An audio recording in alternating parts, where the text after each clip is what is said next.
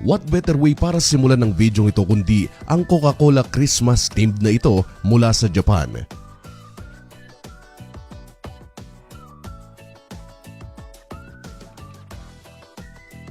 Buddy, ang bagay na ito ay originally intended para sa haligi ng isang bahay o gusali. Nag-iiba-iba ito ng anyo, pero bilang pag-flex ng may-ari ay ini-upgrade pa nila ito. Ginamit nila ang technology para naman sa damit.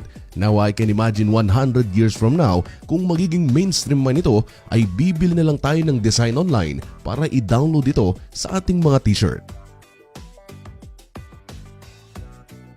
Buddy, gawa ito ng isang inventor noong 1920 na may pangalang Hugo Gernsback.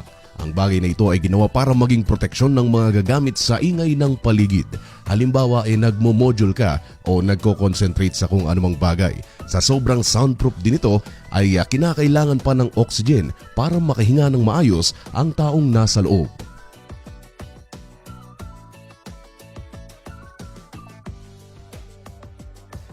Ito buddy si Hiro Onoda, isa siyang Hapon na ipinadala dito sa Pilipinas noong ikalawang digmaan. To make the long story short buddy, ay sa loob ng halos 30 years na pamamalagi niya dito ay inaakala niya na ang digmaan ay patuloy pa ring nagaganap. 1945 nang matapos ang digmaan at may isang tao lang ang naghanap sa kanya noong 1974 para sabihin na tapos na nga ang digmaan. Nakauwi siya ng maayos sa Japan at mapayapang nabuhay. Bago umuwi ay nagkaroon siya ng pagkakataong makausap si Marcos at binigyan ng gantimpala. How cool is that? May full video tayo nito buddy at kung interesado ka ay ililink ko na lamang ito sa ibaba.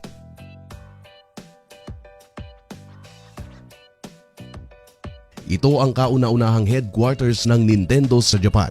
Bago mapunta sa mga consoles at games ay ang pinakaunang produktong ibinebenta nila ay mga cards. Sa laro na kung tawagin ay Hanafuda. Ang ibong inyong nakikita ay ibon na kung tawagin ay Macau.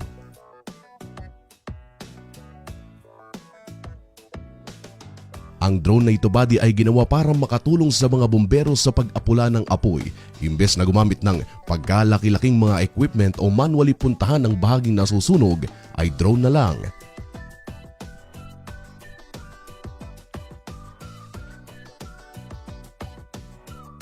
Ang mga scorpion buddy ay hindi nangingitlog. Ang mga bibi na scorpion ay pag lumabas sa sinapupunan ng kanilang ina ay mayroong napakalambot na exoskeletons. Ang isa sa pinakauna nilang gagawin paglabas ay pupunta sa likod ng kanilang ina at parang sasakyang sasakyan nila ito at pagkalipas ng 10 hanggang 20 na araw ay pagkaya nilang maglakad ay aalis na sila rito. Ito buddy ang isang uri ng halaman na kung tawagin ay tumbleweed. Pag natuyo ang pinakatangkay nito ay lilip pa rin na ito ng hangin at mapupunta sa kung saan mang lugar. Sa sobrang dami nila ay na-stack ang mga ito sa isang maliit na syudad.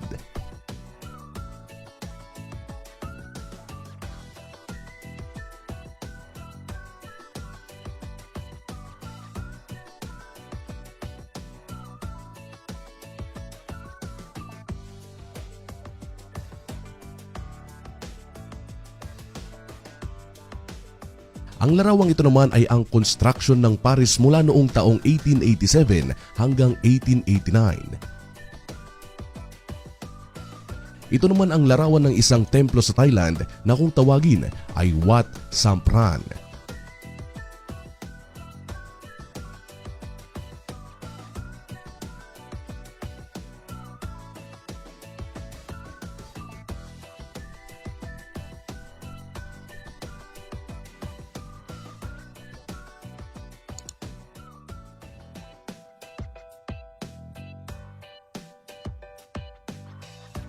Puno ito buddy na kung tawagin ay The Thinking Tree na may halos 2,000 years old.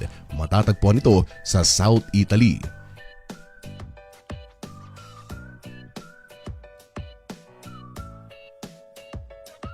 Ito buddy ang itsura ng isang kwago pag walang balahibo. Isa itong uri ng octopus na kung tawagin ay blanket octopus.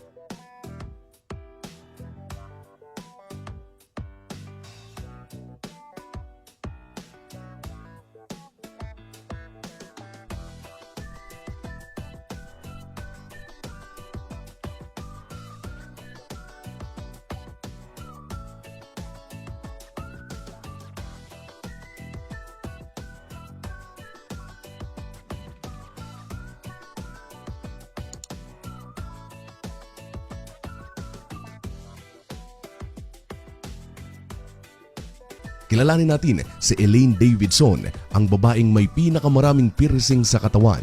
Base sa Guinness Book of Records ay naitalang mayroon siyang humigit kumulang 6,000 na mga butas sa iba't ibang bahagi ng katawan.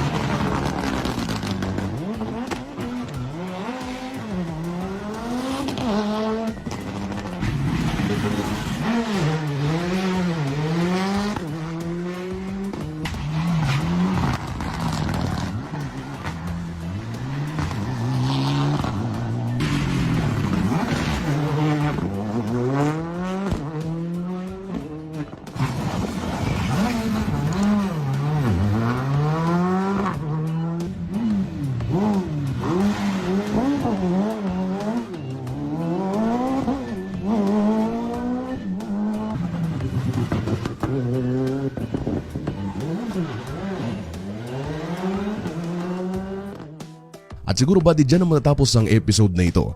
Maraming salamat sa walang sawang suporta, and as always, thank you so much for watching. Goodbye.